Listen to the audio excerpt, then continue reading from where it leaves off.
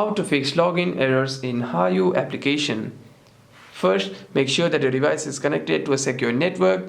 Swipe down on a control center and turn on your Wi-Fi to connect to a secure network. By doing so, you shouldn't be facing any problems regarding your internet connection. But if you're having any login problems, you can simply go to your settings and scroll down and click on General. Click on iPhone Storage. Start scrolling, and after that you want to navigate yourself to the Hayu application. Simply tap on Show All and you want to scroll down until you see the application over here. Here's the app we're looking for. Simply tap on it and click on Offload App.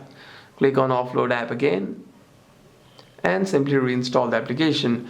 What this does is it deletes the application whilst keeping its documents and data. And the next time you open the application, you shouldn't be facing any problems regarding your. If you're still facing any other kinds of problem with the application, you can simply restart your device once and open the app again. Hope this video was helpful, and if you have any further questions, make sure to leave a comment down below.